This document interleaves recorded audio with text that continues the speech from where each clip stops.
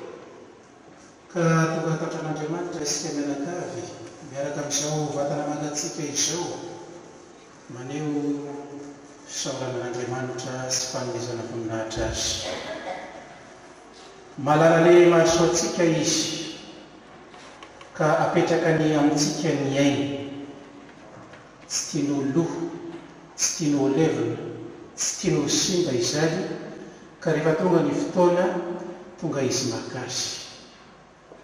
Voninao koa hiaraka aminao, izany ny antsa nataontsika teo. Dia izay fahavoloana izay tsy ho antsika ihany, fangatantsika indrindra ho an'ny ratompolay mba hanampy azy amin'ny lalana izorana, mbola lavitra ny lalana, satria eo anatrehan'ny fiainana manontolo dia misy mandrakariva reny hantsana na elanelana mampisaraka antsika amin'Andriamanitra reny noho ny halemena, noho ny kilema, noho ny fahotana. Mandarak'izay dia antsika mivavaka ihany koa ho filatsasatra ny fanahy ka angatahana ny fahasoavan'Andriamanitra nampiazy amin'izay halemena voatonona teo, ka nivavaka maefa mba hanondran'Andriamanitra fo azy ary mba hazahoany fiainana mandrakizay arak'izay izaka vitany. Mivavaka ihany koa ho an'ny fianakaviana izay tao izany mba hanana ny finoana sy ny fanantenana eo ampiandrasana ny fitsanganako velona na ho an'ny havany fanody mandry na ho antsika mbola mivahiny ety an-tany. Zany rehetrarehetra zany mahatavory antsika eto ka mitodika amin'Andriamanitra hatrany ny fiainantsika dia alelo sika mianakavy hiaiky ny potantsika ahafahantsika miara-mankalaza sy manatanteraka izao sorona masina izao.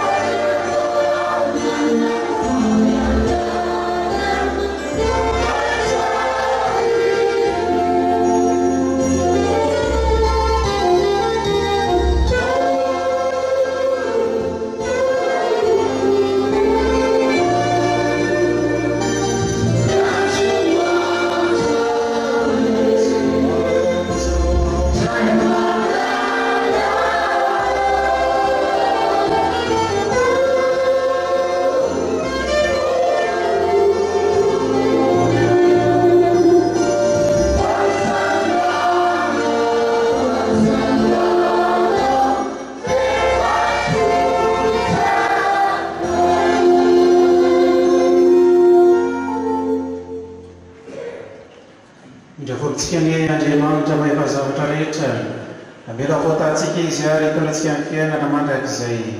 Amen. Tompo mamindrafo aminay. Tompo mamindrafo aminay. Kristio mamindrafo aminay. Kristio mamindrafo aminay. Tompo mamindrafo aminay. Tompo mamindrafo aminay. Aoksika hivavaka. Andriamanitra, ira voabanamanakarika ny mianitra sy mamindra fo. Koa mitaramatana aminao zahay ho any tompolay Ralpera Etienne mpanomponao, zay voanatsoinao hifindra monina any aminao.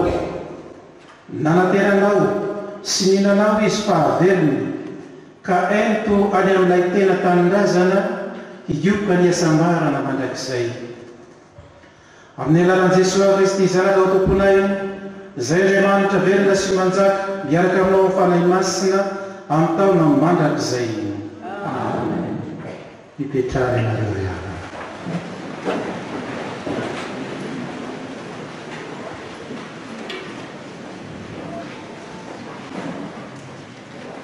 Manantrano aharitra mandrakizay any an-danitra isika.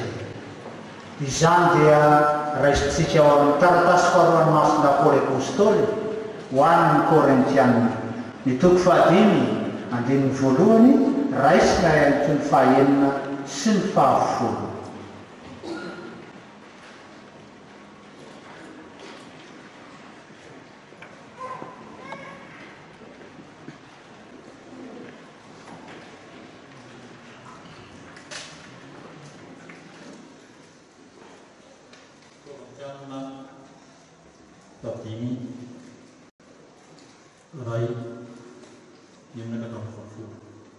Manana trano aharitra mandrakizay any an-danitra isika. Taratasy faharoa nosoratan'ny masina Paoly Apôstôly ho an'ny kristianina tany Korinto. Ry kristianina havana, fantatray fa rehefa rava ity trano lay itoeranay eto an-tany ity dia manana trano tsy natao tanan'olona fa narafitra Andriamanitra izahay. Dia trano aharitra mandrakizay any an-danitra. Koa noho izany izay mandrakarivo izany tompoko izany sady malala fa lavitra amin'ny tompo izahay raha mbola mitoetra amin'ny vatana ety. Koa satria finoana moa no andehanantsika fa tsy fahitana. Izany tompoko izany no itiavanay kokoa ny miara amin'ny vatana mba hitoetra eo akaikin'ny tompo. Ary izany ihany koa no ikerezanay aina mba hankasitrahany tompo na mitoetra amin'ny vatana izahay na miala aminy. Fa isika rehetra dia tsy maintsy iseho amin'ny fitsaran'i Kristy mba handraisantsika tsirairay avy izay tandrifiny ny asantsika mbola tao amin'ny vatana na soa na ratsy izany. Izany ary ny tenin'ny tompo.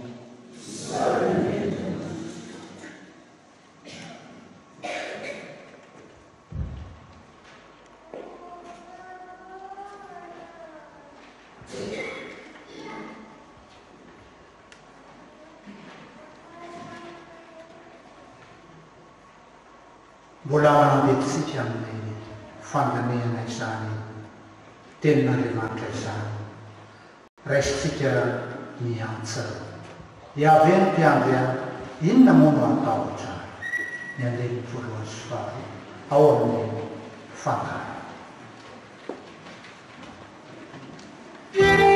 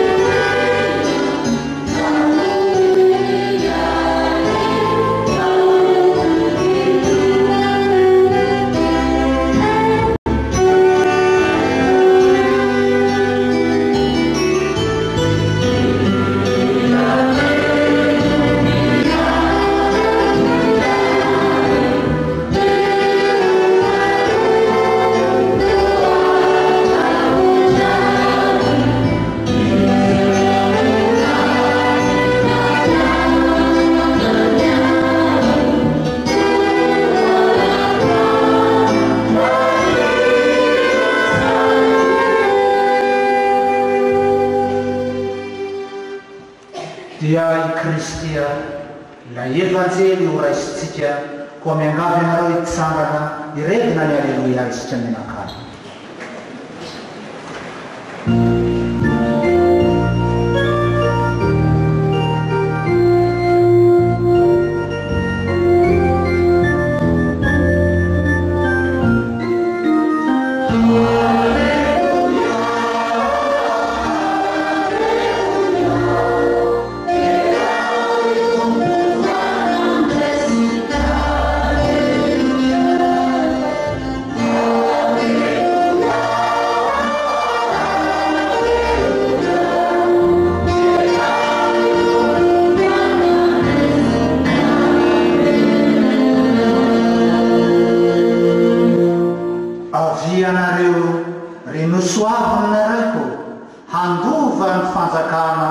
Zay voavoatra ho anareo hatrizay naharina izao tontolo izao.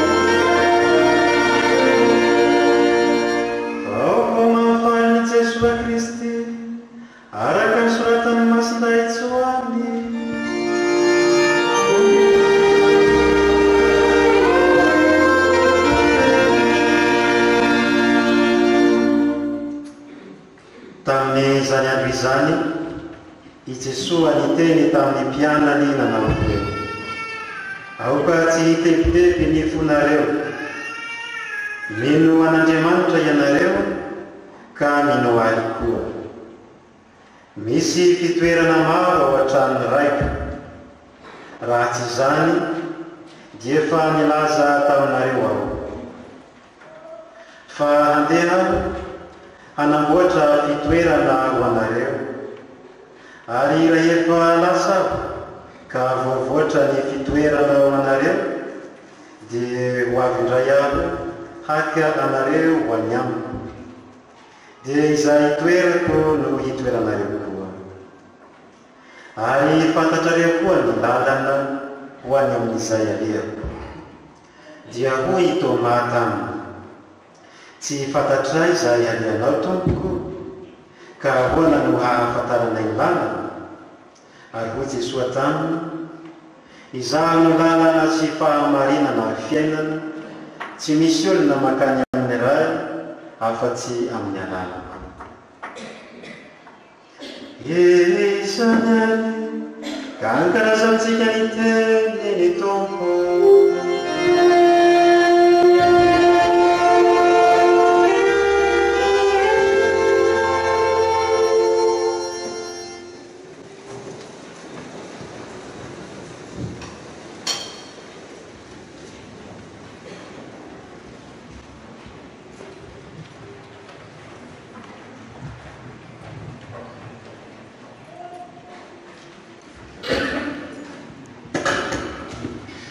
Riarina amin'izao fotoana matavaboalantsika izao, nasana fotoana teny fohy hoe andro manitsongona, andro mangidy amin'ny fisarahana, amin'ny tapaka sinanana ray aman-dreny. Dia averika ilay tenteren'olona hoe andro lehibe ho antsika izao. Andro lehibe satria raha ho anatin'izany taona 77 taona ny ainana eto an-tany, nanaovana izay tatitry ny fiainana eo anatren'Andriamanitra, dia ataoko fa matsapa ny tsirairay fa zavatra sarobidy sy manan-danja loatra izany.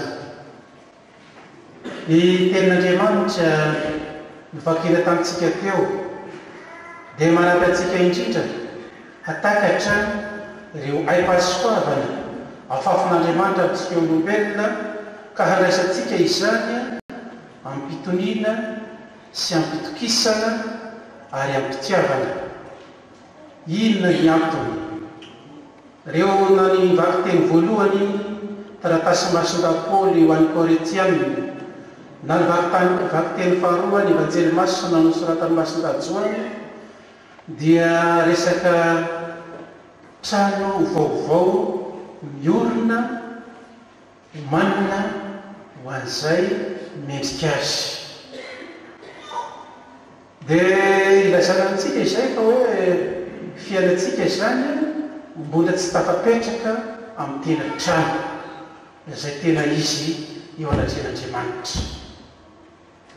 Ny trano resahana eto tsy le trano araka teny masinda Paoly, tsy trano nataon'olombelona izay lazana hoe trano laina izy, trano tsy zarizary na dia vita ciment, vita vato, vita inona aza dia mbola tsy lavorary, mbola misy fiafarany ihany. Ny trano tiakoavana eto dia ilay tempolin'Andriamanitra fiainantsika izay meny antsika tamin'ny batemy na tamin'ny batisa ihany koa, ka mbola miafina tsy hita fa mbola takona amin'ny maso na ara-nofo amin'ny maha-olombelona izany. Ampahafantariny anefa ny fisiny izany ary ny fiainana ao anatin'izany zavatra izany. Ka ny aim-panahy izarany ao amin'ny fiangonana dia afaka miteny fa manana an'izay fanantenana ho amin'ny fiainana any ankoatra isika izay. Ty evanjely ty dia tamin'ny alakamisy masina aloha zoma masina ialany Jesosy tetỳ an-tany nanambarany an'ny apôstôly izany tsy ambaran-teny-piainana any ankoatra izany ka hoe handeha anamboatra fitoerana manareo. Izany koa hoe Jesosy Kristy mialoha lalana. Dia tsy azon'ny apôstôly izany ary kentsika teo fa nisy apôstôly anakiraiky nanontany hoe tsy fantatray izay alehanao tompoko. Manjavozavo fiainana raha mbola vatana very etỳ an-tany no miresaka ny any ankoatra ilay paradisa fiainana amin'Andriamanitra. Niezaka Jesosy nanazava izany, izao lalana sy fahamarinana ary fiainana. Inona ty atongavana?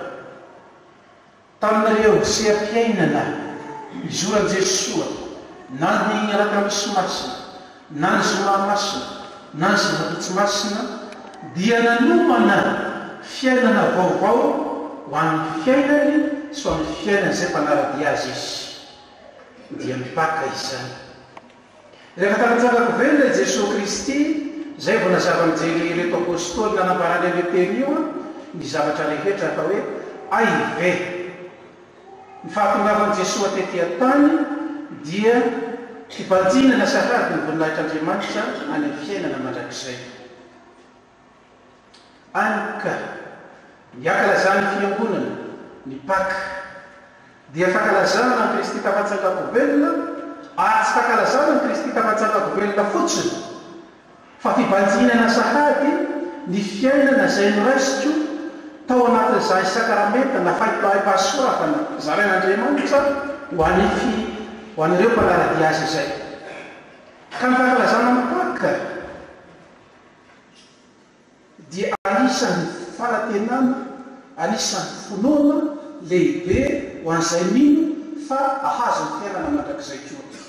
Satria Kristy no raizoky mialoha lalana ireo manaraka azy dia ireo tapaka sy namana nandray miaina tonga mitovy lenta aminy dia ireo aim-pahasoavana zarana fiangonana izany.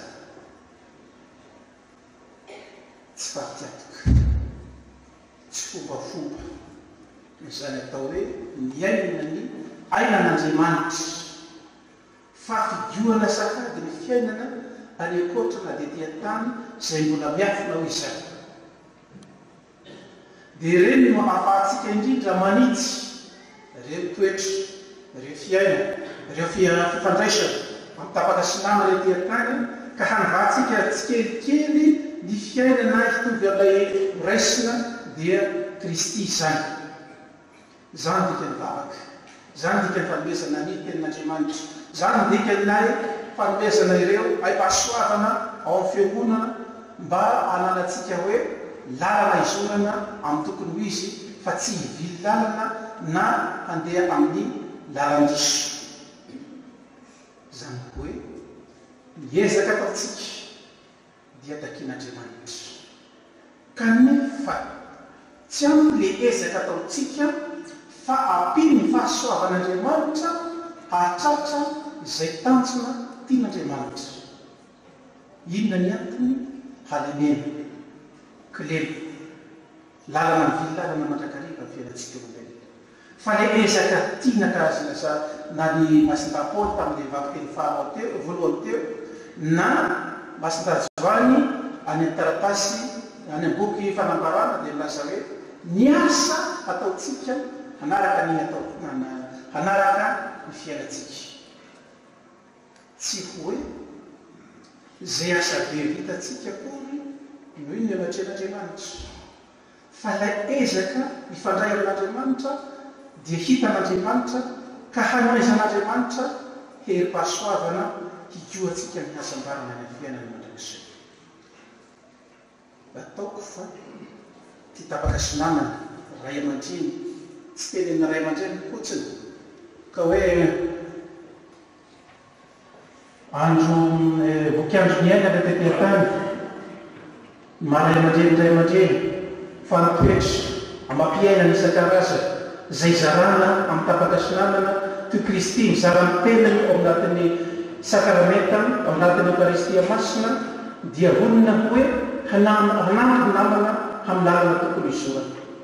Ka hoe ray aman-dreny izy amin'ny laham-piainana maro isan-karazany eo andraikitra nobena azy fa eo koa lay toe-panahy toe-panaona nanahana ny kapoe zay tsy mety ataona olombelona tonga ray aman-dreny manitsy dia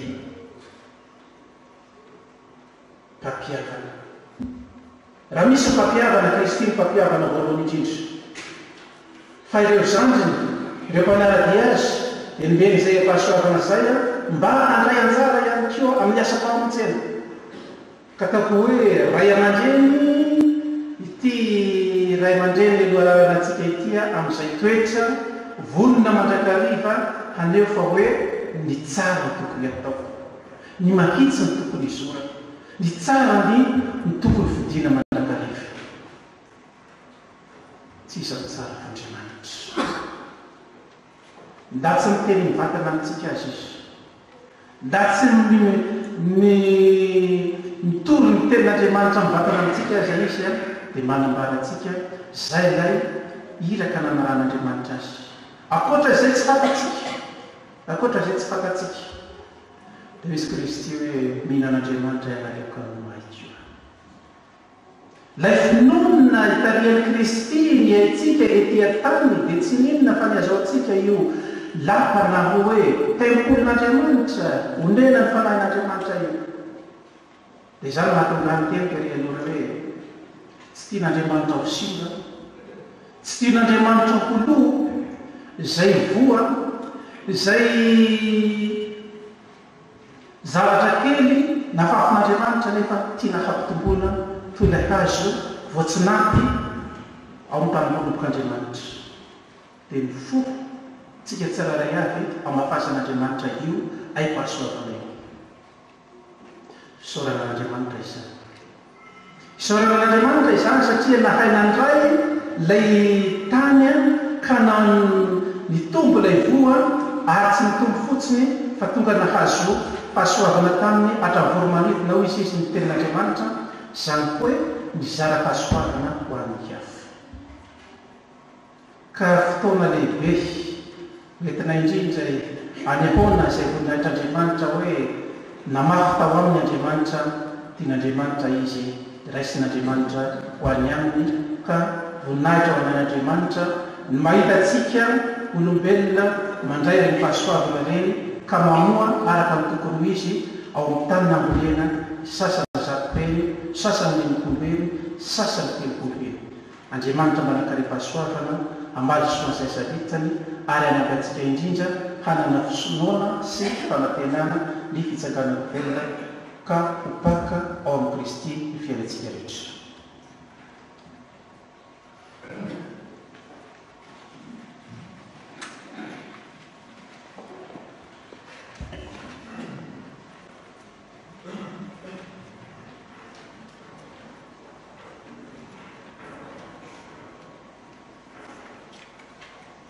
Eo am-pitsanganana no andehantsika andatitra ny ranombavaka mba hanampy antsika menakana dia ny fiangonana hiezaka hatrany amin'ny fanomanana ny fiainantsika ty an-tany mba tsy ho varoriana amin'ny fiainana loatra ara-mofo fahibanjina ihany koa amin'ny fiainanao avy dia ny fiainana mandrakizay ary ametrahantsika am-pelatanan'izy tompo ny fanahy ny avatsika Ralter Etienne mba ho raisiny eo anatrehany. Mandritra izany tompo ianao izay miantso anao mba ekeo mivavakay mitanana.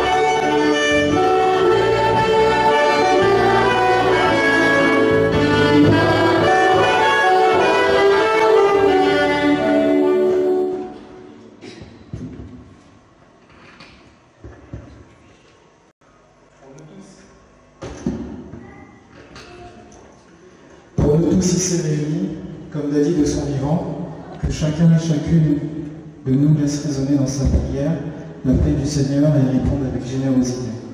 Que le nom que nous avons reçu, nous sachions le rendre et le partager autour de nous.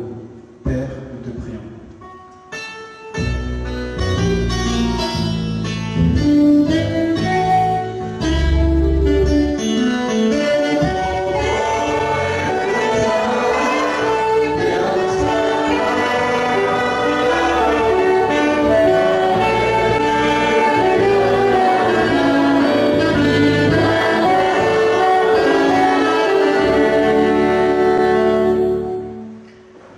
Hasoa tsara ny mpanomponao Raptera Etienne Nalotomandry ry tompony vavaka ataonay mitalao aminao. Diovy izy aho afaka amin'ny fahotana rehetra raiso anisanareo navotanao. Fainao velona sy manjaka amin'ny taona mandrakizay. Ipetrahana.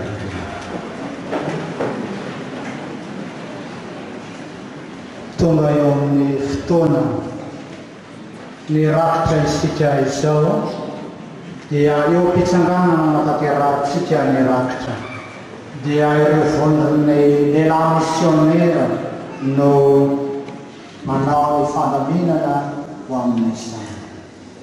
Manisy izany dia hanolotra irairay ny kora.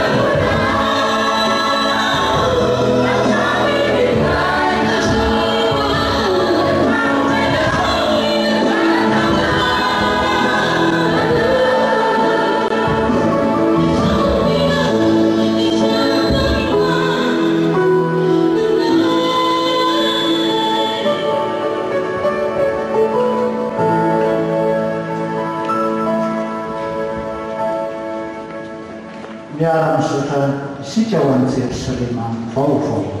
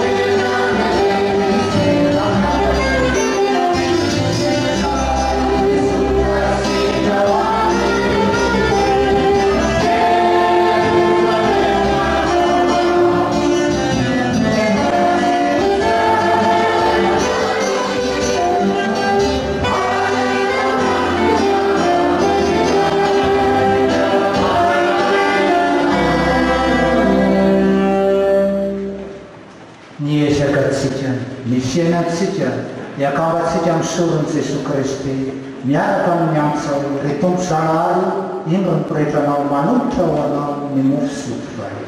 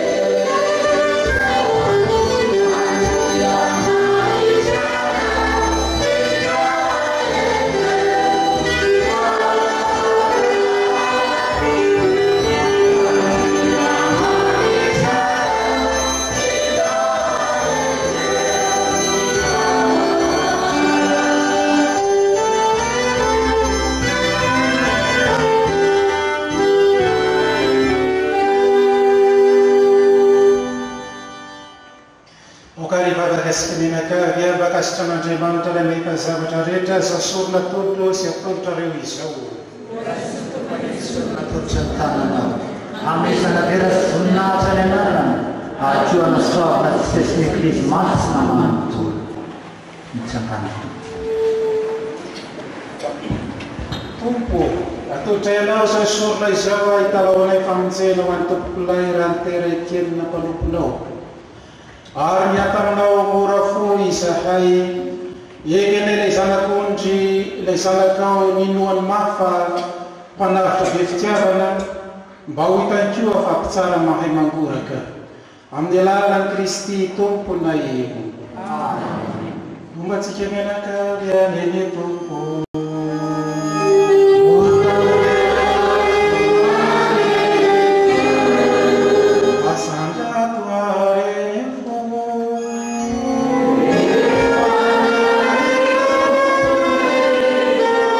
Amen.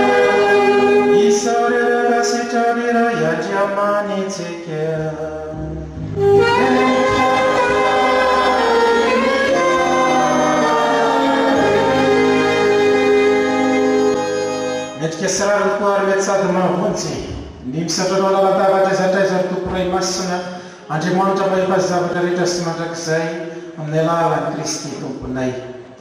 Fa ao aminy mibalika ny fanantenanay itsangako velona sy ho sambatra ary eo tebiteby eo ampiaverana ny fahafatesana ho lalana tsy maintsy diavina dia fa mionina eo mpanantenana ilay tsy fahafatesako avy.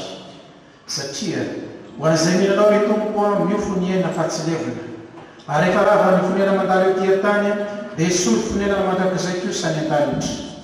Izany hoe iarahanay amin'ny anjery sy miaraka anjery fiketrahana sy ny fiandrianana ary mitafika ny lamitra tontolo mihira sy mankalaza voninahitra ao amin'ilay antsa vetesinay lalandava manao hoe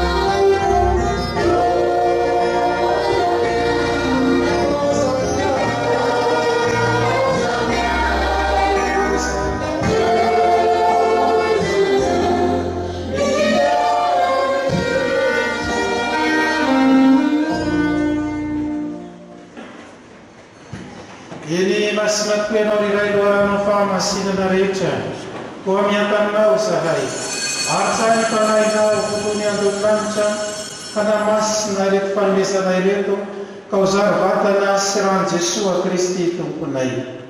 Fa tamin'izy efa tongotra hijary ka narika an-tsitrako dia nandray ny mofo ary nisaotra zarazara sy namiazy ny mpianana nanao hoe samia mandray sy mihinana amin'ity ianareo fa vatako ity atolotra ho anareo.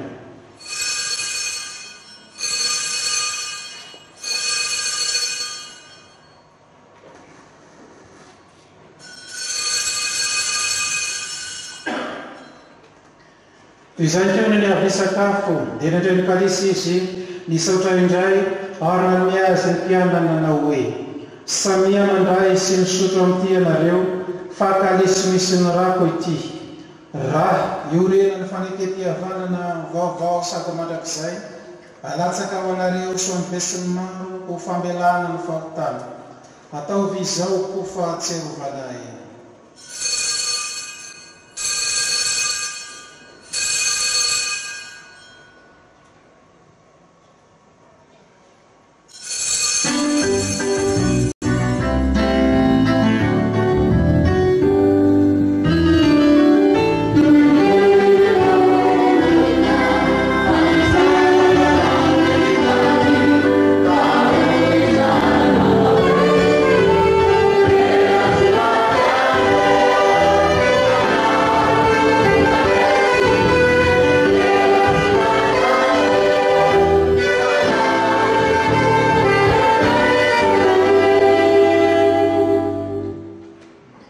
Eny matsiaro zanakao matsantsangako vely izahay ka tolotrainao iray ny mofo antoky ny fiainana sy ny kalesy antoky ny famonjena.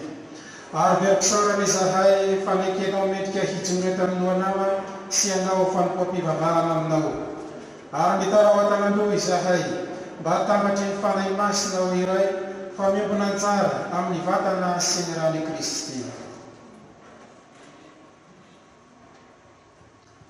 Tsara iray ny eglizina melipatrana eo an-tany atao izay hahalavary azy amin'ny filoana fanantenana fa indrindra ny fitiavana miaraka amin'ny ray aman-drenay ny Papa François sy ny arsebekanay Otto Maria Sena Razanakonina ary ny mpanao raha-masina rehetra mba hatsarovy manokana iray ny tombokolahy Ravitera Etienne mpanomponao izay vaolatsonao hiala amin'ity fiainana ity mba ho any aminao ny harany fahafatesana tsara amin'ny zanakao izy ka ingany hitsangako velona to azy koa. Tsarovy koa ireo avanay fanodomanandro nanantena hitsangako velona sy ireo rehetra ny ireo lalana anay mba raiso izy ahita ny fahazavany tavanao. Mba aminao ho zahay rehetra mendrika iombona anjara amin'ny fiainana mandrakizay miaraka masonary verzina ren'Andriamanitra ny masina Josefa vadiny masina ny apôstôly sambatra ary ny masina rehetra izay natasitraka taminao tetỳ an-tany ary araky bery sy ankalazanao izahay amin'ny alalan'i Jesosy Kristy zanakao. Amin'ny alalany sy miaraka amin'ny ary ao aminy ry Andriamanitra ray mahefany zavatra rehetra dia anao avokoa ao amin'ny fanahy masina hiaja mamboninahitra amin'ny taona rehetra mandrakizay. Manaraka ny dediny mpamotsy isika ary nampianarin'Andriamanitra ny sainy antsoasy manao hoe rainay ny danitra ho amasina ny anaranao ho tonga ny fanjakanao ho tanteraka ny fisitraponao ny tian-tany ny danitra leo anay ny anina isanandro avy ao fahotanay tahaka ny anay isana noratsy taminay azavelana azo fotoamanratsy zahay fa manafanay amin'ny ratsy. Eny manafanay amin'ny ratsy rehetra iray ary mba fiainon'ny fiadananao ny andro iananay. Enga leo mbany andrafonao zahay ka sady ho afaka mandrakariva amin'ny fahotana no inao natso azo tevitevy natoinina hitam-piandrasany ny asambarana nampanantenainao sy ny fiavian'i Jesosy Kristy mpamonjy anay.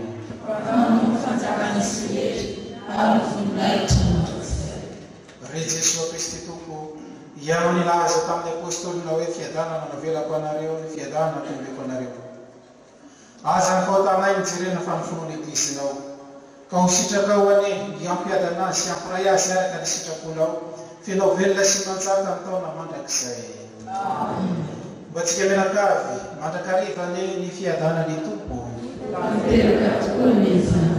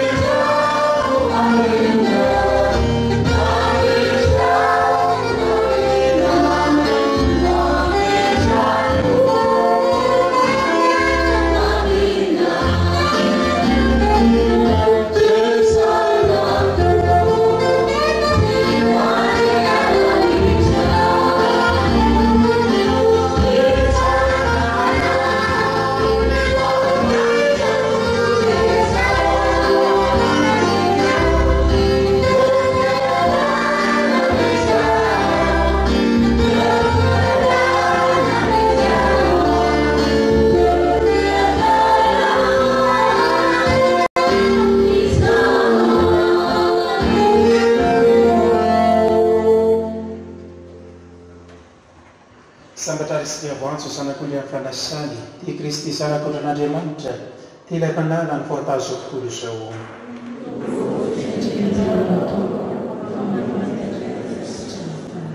Vatana mandrany Kristy tompony hitahintsika ho velona mandrakizay.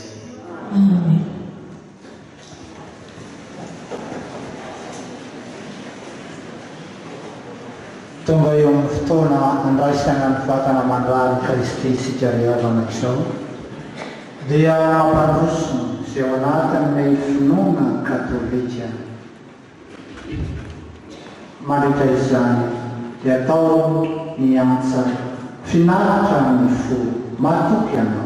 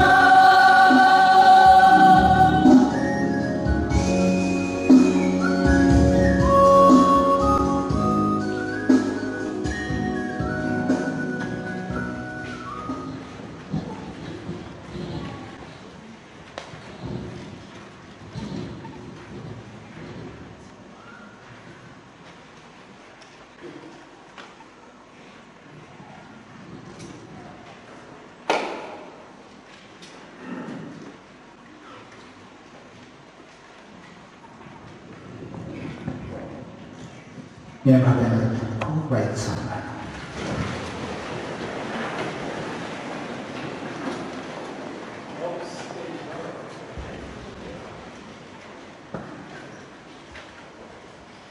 Ry tompo Andriamanitra io naverany zanakao mba ho vatsy ho anay isakarameta misy ny vatany, koa engany hanampy any ratompoliay Ralitera Etienne havanay ho tonga any amin'ilay fanasana mandrakizay nomeny Kristy, izay velona sy manjaka amin'ny taona mandrakizay.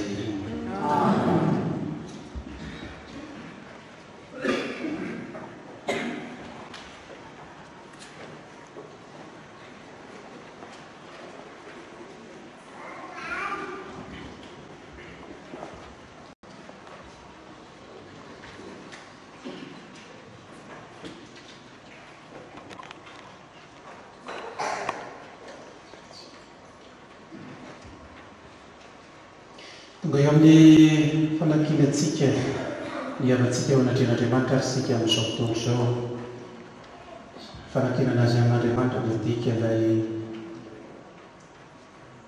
batemon'ny raisiny ary ireo sakarameta maro isan-karazany, nefa mbola nisy ihany ireo mahasoa lafaka azy fa olombelona izy tetỳ an-tany.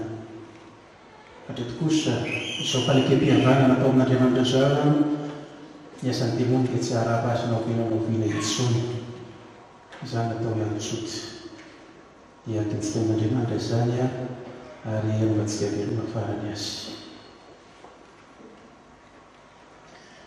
Reto ary isika ry kristianina tonga nefa ny rety farany amin'ny fo mangatsika ny avantsika Ralitera Etienne.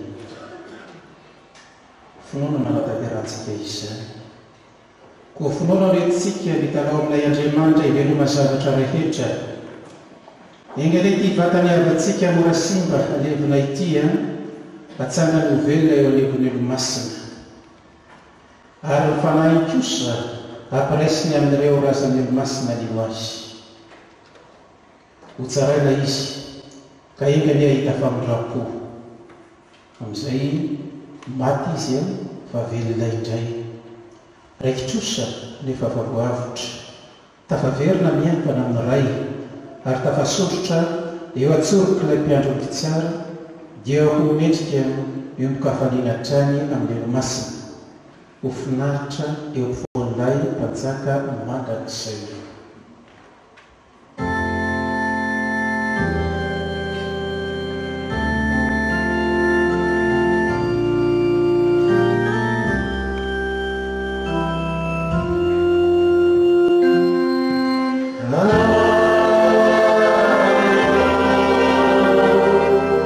Yeah.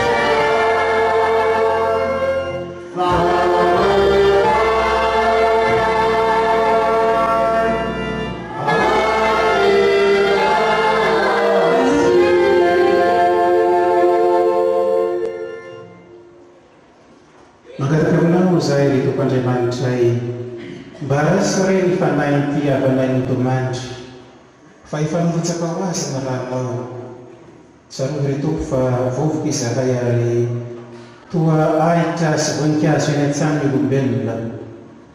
Raha tsy ataoko ry Tompo mahatahotra ahy, menatra io anatrehanao, soa ihany fampamindrafo ianao. Petraka eo am-piaratananao ny ray tsara fohy indrindra ny faninahin'ny tompokolay Ralitera Etienne havanay. Manatena sy matoky izahay fa hitsarako velona toa ny Kristy izy amin'ny andro farany miaraka amin'izay rehetra lodomandry eo amin'ny Kristy.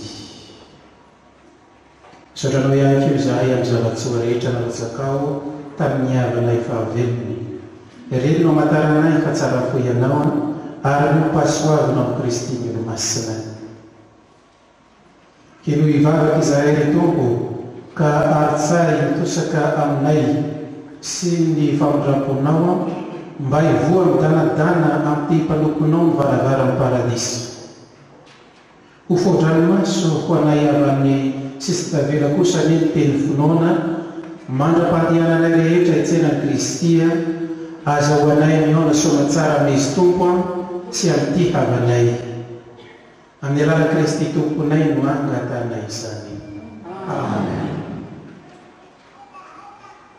Raviter Etienne hitondranao any paradisa ny anjery hitsenanao toto somatsara ny martiry ka hitantana anao hatrany Jerusalema tanàna masina.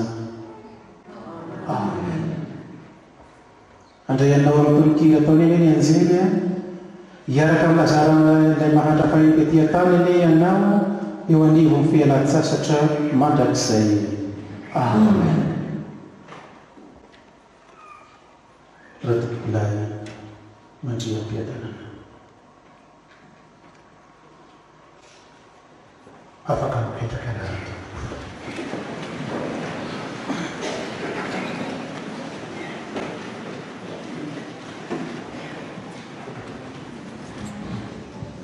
Tonga eo amin'ny fotoana andraisana ny fitenenana izao koa mampandroso ny solotenan'ny fianakaviana hitondrany izany.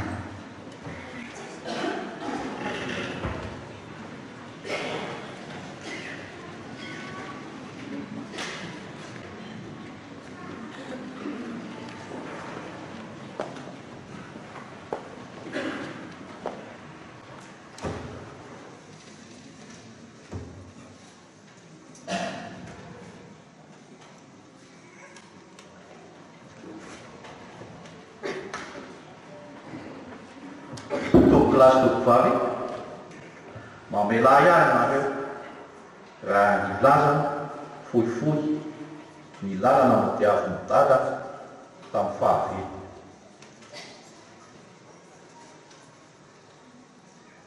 Vao eny taona izy dia kambakiray. Ny reny no nameno lazy nanao izay atafita azy tamin'ny fianarana. Nianatra tao amin'ny ekôly ofisialy teko Ambomalaza izy. Rehefa vita ny teko Ambomalaza dia nanao fanadinana hiditra tamin'ny ekôlina tany Matasoa. Afaka somatsara izy tamin'izany.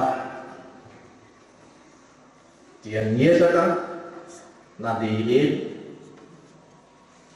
ny reniny no anisany nanampy azy natafita azy.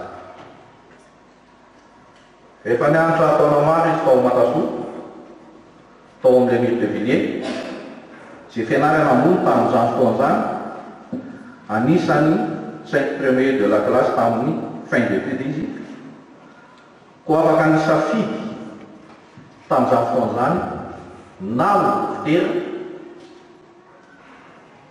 na ao anatin'ny administration.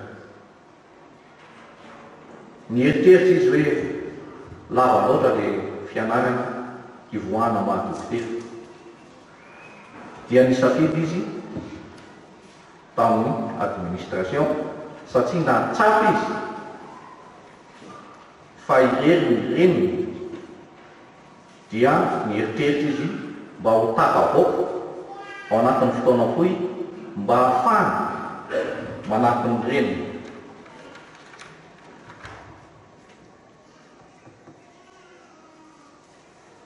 Tamin'ny taona 1957 izy no nivoaka ho sous-gouverneur tamin'izany fotoan'izany ka affecté tany Majorca.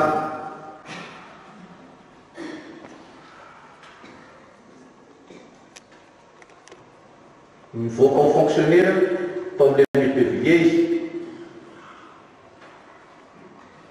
Faly izy tamin'izany satria misy anadahany-dreniny mpampahandena saka tany Mahajanga tamin'izany fotoan'izany izay nanday azy toy ny zanany.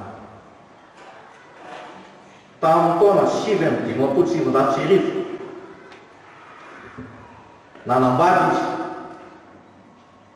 Andriamatora Tokomalala Violette niteraka dimy Alain Ralitera, Jacques Ralitera, Navony Ralitera, Guy Ralitera, Joël Ralitera.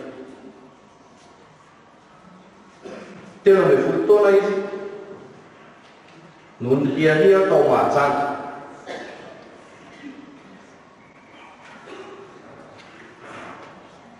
Pesaka ny lalana nalovana teo amin'ny asa mandraharaha. Lasa chef de service de logement tao amin'ny finance Majunga izy, raiky amin'ny fitopolo sy valopolo sy arivo.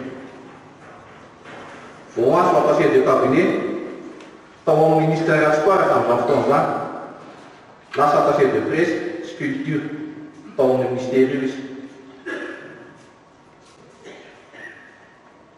Tamin'ny 5 sy valopolo sy arivo, chef de service personnel sy budget tamin'ny fiadiginan'ny République.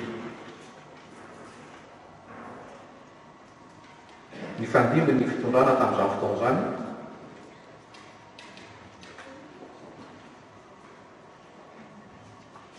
tamin'ny Soarivo voatendry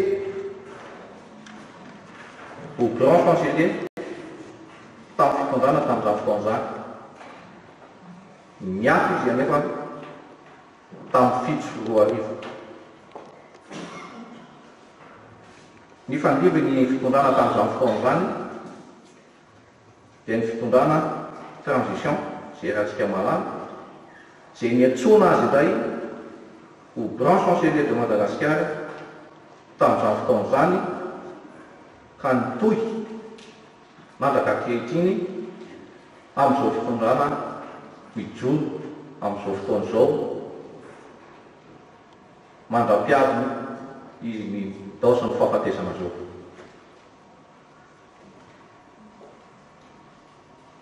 Olo-mpanjakana izy sy nanao politika.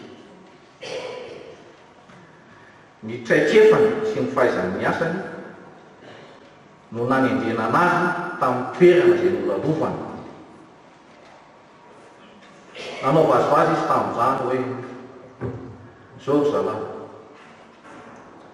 ny toerana no mitady avy izy fa za tsy mitady toerana. Dia voarainay izay afatra izay, tsy nijery tavan'olona izy, indrindrandrindra tamin'ny fanomezana maro voninahitra, fa izay miendrika dia nanaovany taratasy mba azahoana izany maro voninahitra nalefa tany amin'ny filohan'ny Repoblika. Ka izay miendrika tamin'izany dia tsy nasiany fanavahana. Olona tao anatin'ny kanto koa izy, niasa tamin'ny onjam-peo, nanao tantara izy, nanao atsikana. Raha tsarontsika tamin'izany fotoana izany dia nisy ny atsikana hoe tompo tapaka, vilany mitongilana, izay tsy mety hareny. Izy no mitana ny rôle tamin'izany, asa ratsantsika hoe Benoît. Izy no Benoît tamin'io atsikana io. Fomezana foana no nataony tamin'izany fotoana izany. Nanao tantara izy, miara nanao izany tantara izany, pesaka ny olona tao anatin'ny onjam-peo tamin'izany, Vandansa, Solofo José, sy ireo tsy maro tsy hita isaina, fa ny anarana mety kosa tamin'izany, tamin'izany fotoana izany dia Rahety. Rehefa nahenona ireo tantara tamin'ny onjam-peo tamin'izany fotoana izany, dia lazaina ny anaran'ireo mamelona ny tantara, dia misy ny atao dia entrika atao anatin'izany onjam-peo izany hoe Rahety. Iza moa Rahety? Nafoeziny le izy hoe Ralitera Etienne. Zay le Rahety zay. Izy koa dia notazaina tamin'ny fomba kristianina. Teto amin'ity toerana ity izy no natao kominy voalohany. Teto amin'ity fiangonana ity. 10 taona tsy mitsahatra manasoa an'ity fiangonana ity fa vombelona zany ireo olona izay mikirakira eto amin'ny fiangonana.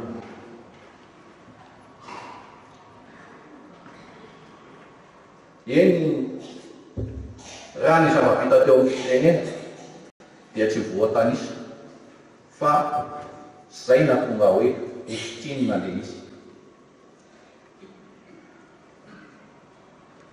Izy koa dia efa nandray andraikitra tao amin'ny fahatany tamin'izany fotoana izany vice président tao amin'ny filakevitra tao amin'ny fahatany na Antananarivo izy tamin'izany fotoana izany.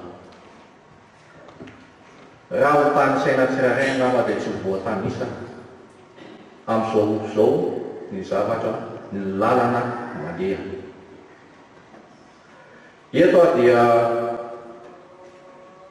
misy tsy ay sy teny eto aminao daty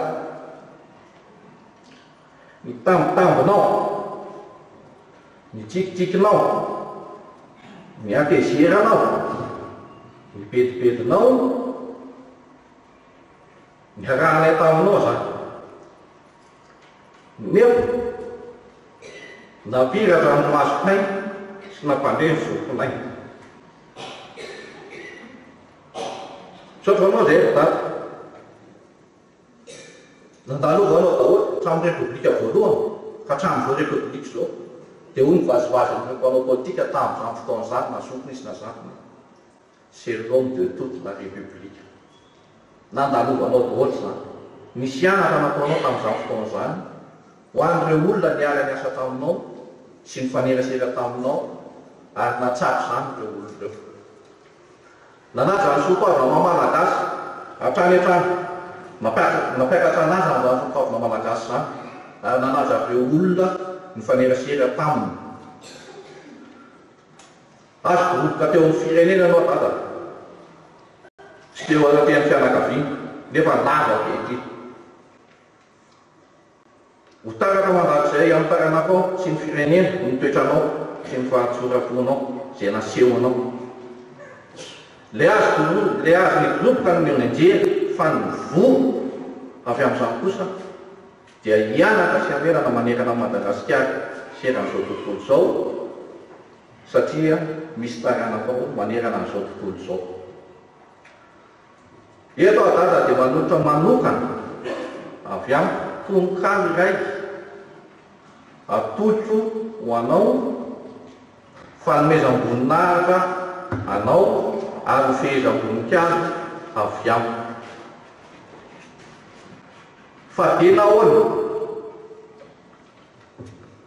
ilay andronay mafana taona amin'ny firy tampoka teo, ilay tsikitsikinay taonio valahelo tsy nampandeha,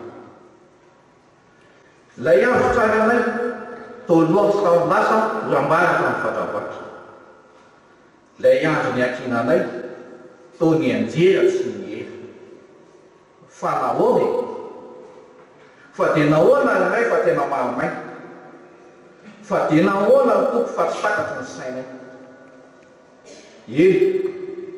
Ekenay ny fandarakanao sy ny tendronao toko ka aoka ny tananao mahery no angatahanay anasitrana ny fery atompony ary matoky izahay fa efa ampelantananao ny fanahana iray.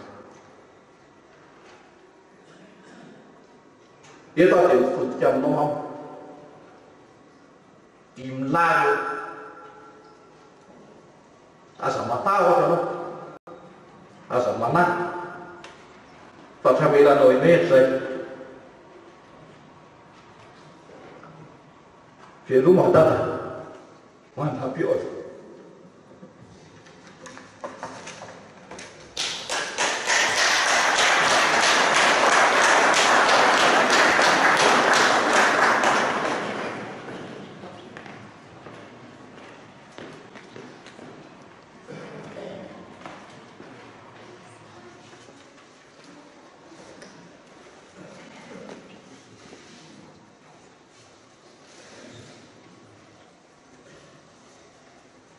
Ianao mon père tokony andraikitra voalohany sy tantanao teo ny karaka amin'ny tsara izay arovan'ny Masindaty Joany Batista sy ianareo mpiara-miasa amin'ny rehetra. Ianareo olo manakaja ambony sy viry sy miaramila, isika rehetra izay tonga manotrona izao sorona masina izao, ao ianareo havana sy tapaka sakaiza sy mahavoy. Teo malala rehetra amin'ny tompo, ny rano no tsy mikorina foana fa ao ny vato. Misy erika tsy midona foana fa ao ny afo. Isika menakavy tsy mivorivory foana tahaka izao fa ao ny antony. Ilay antony raha malala tahaka ny tafika rehefa tanàna fa ny ambo ny alatsinainy 30 Oktobra teo ny Andrina Ralitera Etienne. Ny fahaten'ny rano toko simba maneno, ny matonto tsy mahay mandasa, ary ny azo paorina sy maro abeo. Koa misoleto ny tenako.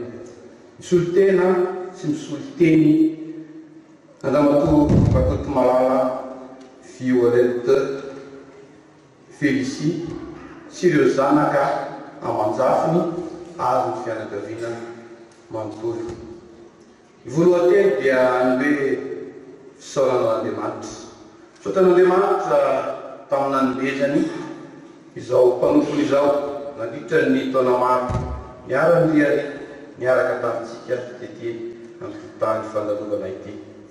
Fisaoran'Andriamanitra koa tamin'ny nanomezany teny tanjaka fahasalamana ho an'ireo fianakaviana ka afaka miatrika, afaka mifampiahery sika, afaka miaraka mivavaka, afaka miaraka amin'izao sorona masina izao koa dia miterina sy miady ary ny voninahitra eo atolotsika ho an'Andriamanitra irery aby.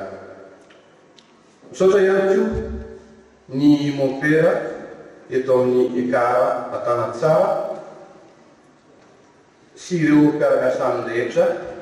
Misaotra ireo mpiteny zava-maneno, ianareo antokopira sy ny liturgiste. Eny, tsy namena anay andro tsy lafika tokoa ianareo na ilolo tsy iarana, fa teo ianareo nitarika sy nanentana anay tamin'ny sorona masina izay niarahantsika teto, ka indreny ny firetin'ny hira, indreny ny firetin'ny vavaka, ninona dia tonga any amin'Andriamanitra ny izany vavaka nasandatsika niaraka teto amin'izao toerana izao izany. Ka hoy ny tenin'Andriamanitra izay irina indrindra ny hoto aminareo dia ny hoe fa Andriamanitra tsy mba tsy marina ka hanadino ny asanareo raha namofy ianareo ary mbola mamofy ihany. Fa mitodika amintsika rehetra izay tonga manotrona izao sorona masina izao ihany koa ny tenako sy ny fianakaviana ilay manontolo. Eny tompoko, tolorana ny fankasana sy ny fisaorana ianareo. Tolorana ny fankasana sy ny fisaorana satria tsy mba nakamamiko tokantrano ianareo. Nafoy atidy aman'andraikitra maro samihafa ianareo fa ny safidy ny fanotrona sy hiara-gavaka amin'reto fianakaviana ireto. Dia hoy izay hoe misaotra mankasitraka indrindra tompoko ho safimorona aminareo ane ilay fiadanan'Andriamanitra. Ka raha hitsaka ianareo higioka ny tsiron'ny lanitra, hiondrika ianareo higioka ny tsiron'ny tany. Ho amintsika menakavy ane ny fiadanan'izy tompo. Manaraka izany ny fianakaviana moa dia mizarana tao anatin'ny sy ny tezaina tao anatin'ny fanaovana didy. Koa dia manolotra izy reto faradidy sy faraharakitra reto. Ao ny faradidy izay atolotra ho an'ny mon père, ao ihany koa ny faraharakitra izay atolotra ho an'ny Ekara eto Antanimena. Eto Ambanatsara.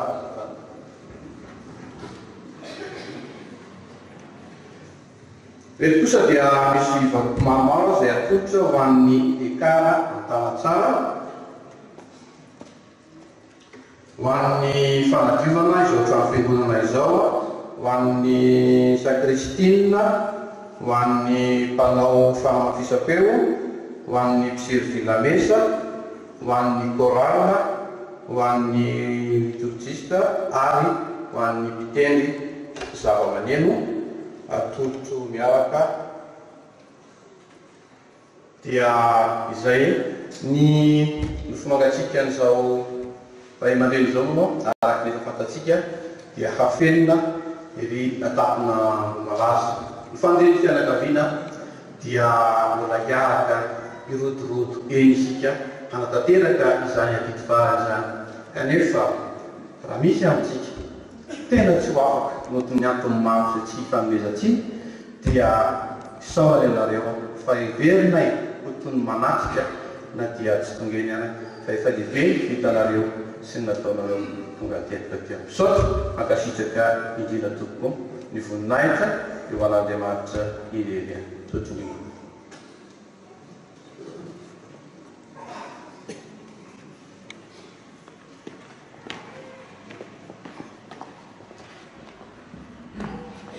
izay fifampizarana ny fiain'ny ra-tokoolahy tsotsotra sy mazava izay dia manampatsika indrindra ho anareo fianakaviana izay laosany atsapalay voana fafin'Andriamanitra tao aminy ka tsy nitazomo azy fotsiny izany fa nampitsimoany ary nampitomboiny ny ain'Andriamanitra tao aminy ka afaka mizara teo anatrehan'ny fianakaviana, teo anatrehan'ny fiarahamonina, teo anatrehan'ny fiangonana izy dia voninahitran'Andriamanitra izay ataoko farary sy hitsiny nanesantsika voninahitra an'Andriamanitra no liezaka nataony tao anatiny izay fiainany manontolo izay.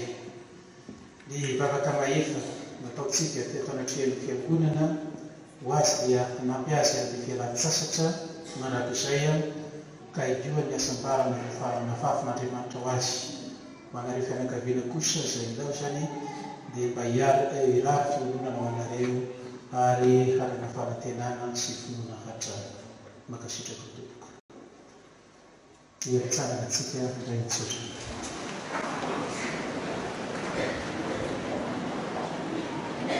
Mba tsika mianakavy amin'ny Tompo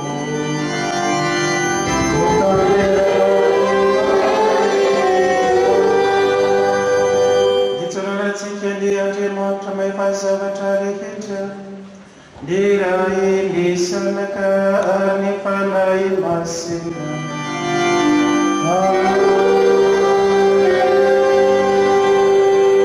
hitantanany diatsika ny Kristy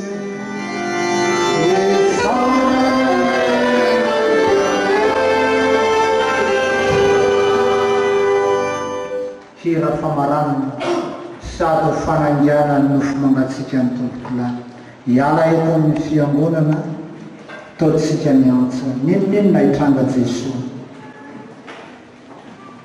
Thank you.